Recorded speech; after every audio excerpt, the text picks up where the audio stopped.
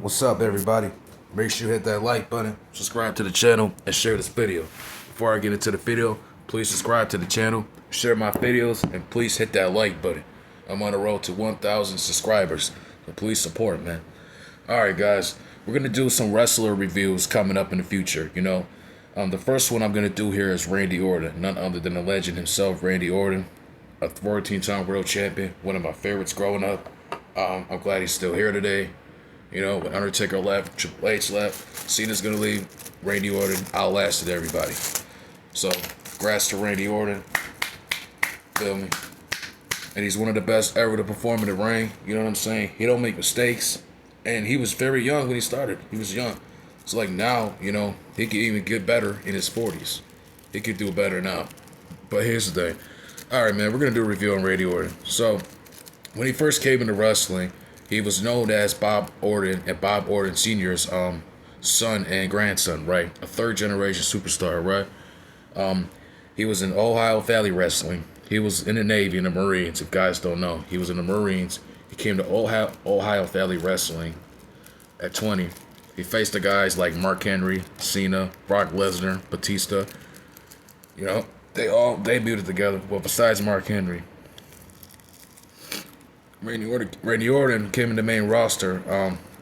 He was like a regular jobber, just wrestling people when he started, right?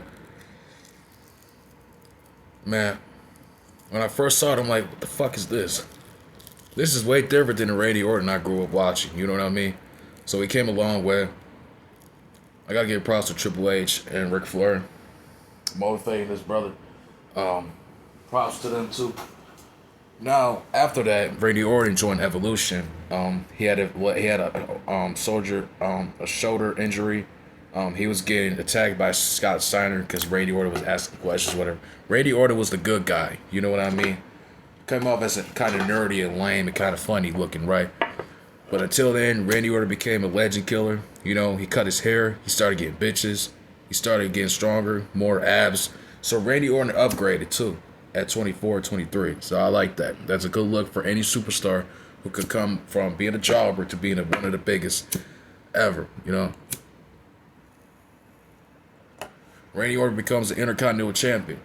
I think this is really good for a start of anybody's career, to go from a jobber on the independent scene to being put on by one of the mentors like Undertaker, Edge, or Triple H, and you being on top today, a year later. I think that means a lot. You might deal with some bumps where your leader, your mentor, feels jealous and they turn on you.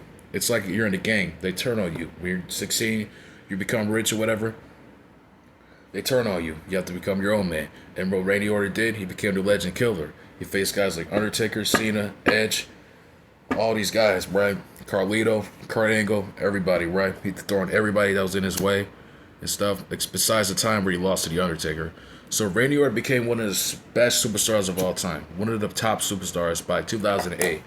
Already became a 2-time WWE champion, 3-time world champion, right? Very impressive.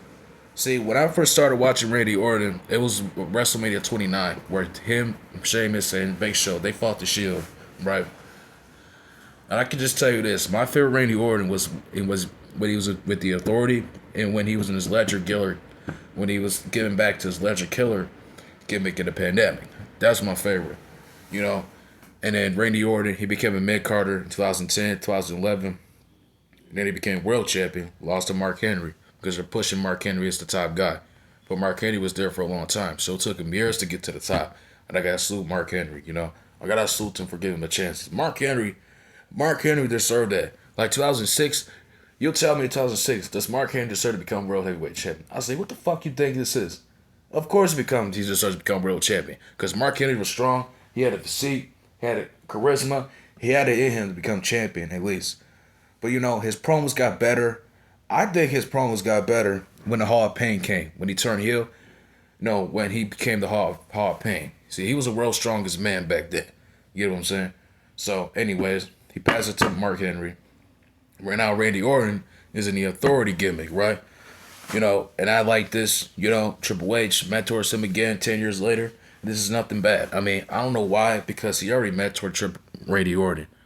I wish Triple H did this to either Roman Reigns or Seth Rollins, the newer superstars coming up. This is when Randy Orton was already here for over 10 years, already known as a legend.